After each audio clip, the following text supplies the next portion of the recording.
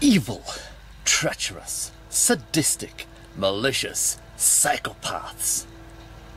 Is that an accurate term for women? Let's find out. As you know, our world is changing. You could say it's going down the drain, but it's changing.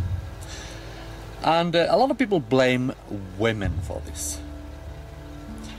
And by a lot of people, I am mainly talking about people in the so-called alt-right movement. And MGTOWs and such. They blame the women, and I'm going to show you that their view is very, very, very Judeo-Christian. If you go to ancient Europe, pre-Christian Europe, you will see a completely different view on women. Women are the sages of society. In the Norse culture, they even have a goddess called Soga, which kind of means sage.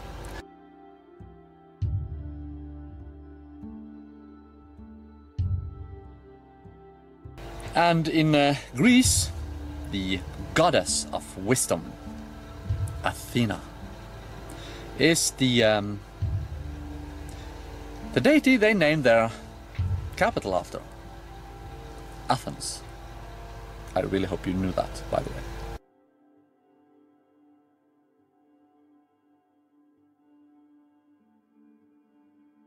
And if you look at the oracles in ancient Greece, they tended to be women.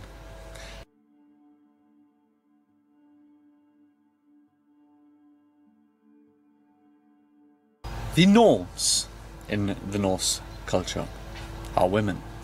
They are responsible for our fate.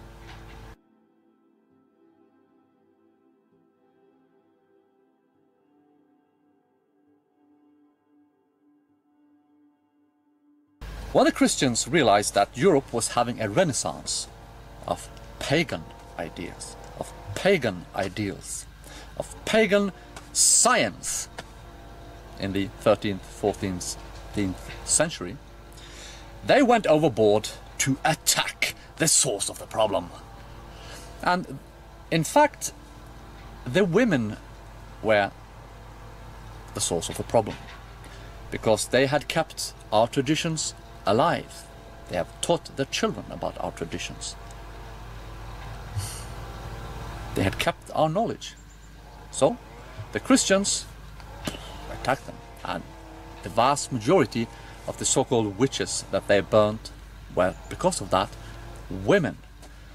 They understood that in order to stop this renaissance, in order to stop the return of Europe to itself, to the pagan Europe, they had to remove the source of the problem. The women, those who kept the traditions alive. They failed, because Europe still managed to get rid of that mental darkness that the Christians had forced upon us, and we saw an enlightenment. But they tried their best to attack the source of the problem, and rightfully so. Problem to the Christians was women. In ancient Greece, they kept their women locked up, right? They didn't let them go out alone and so forth. But the reason for this was not because they wanted to, you know, keep their women on a leash or anything. The reason for that was because they had a lot of non-European slaves. And if you let the women walk freely amongst them, they would become victims of rape.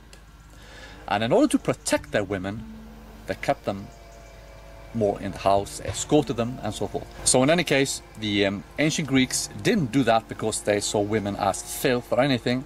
They did that because they wanted to protect their precious, wise women. Our women is the key, both to us for our survival and also to those who want to destroy us. They target our women because they know this.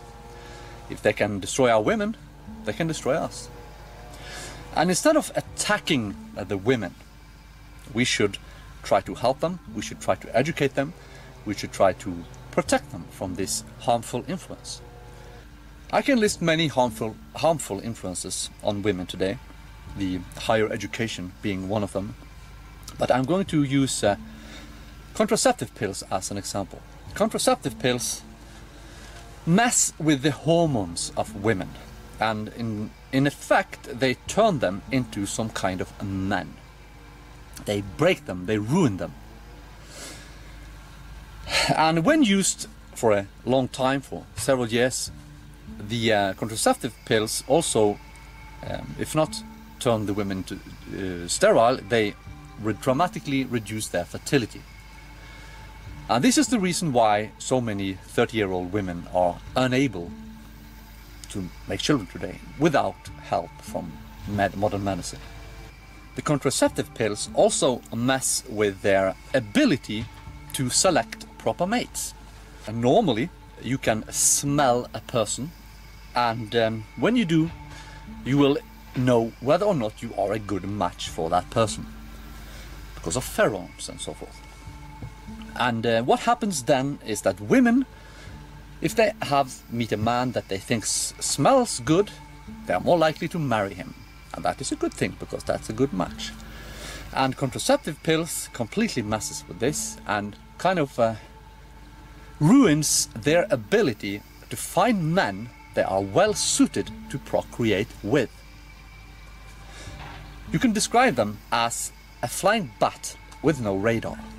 You can describe them as a submarine with no sonar. You can describe them as a bear with no sense of smell. You can describe them as an eagle that is blind, and so forth. In other words, they are wandering lost in this world. They are completely lost, and they are not going to find their way because they're on the contraceptive pills.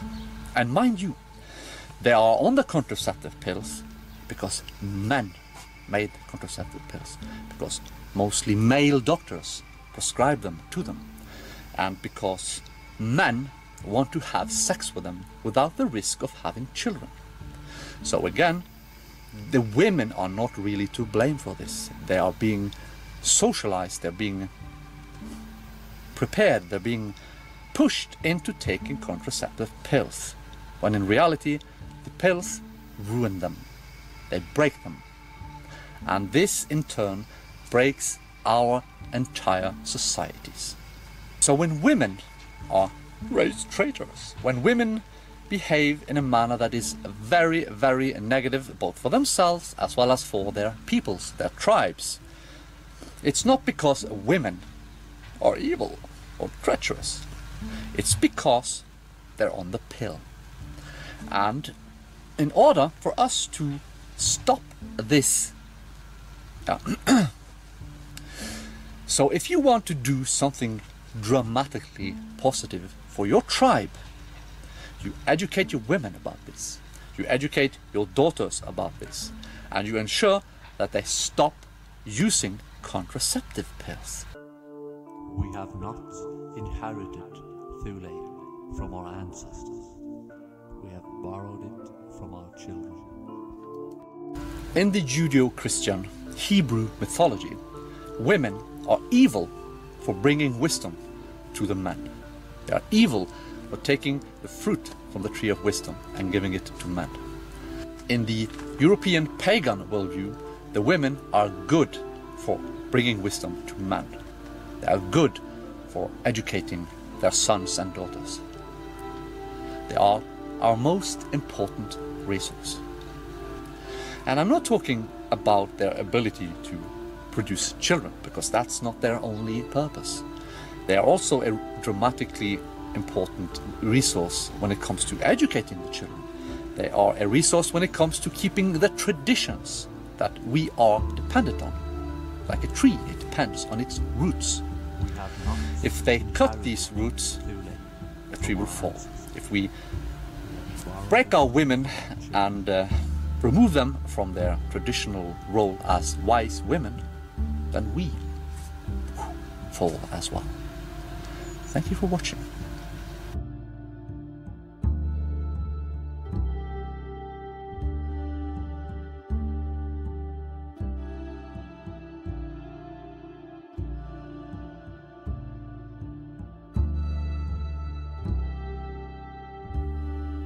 have not inherited Thule from our ancestors.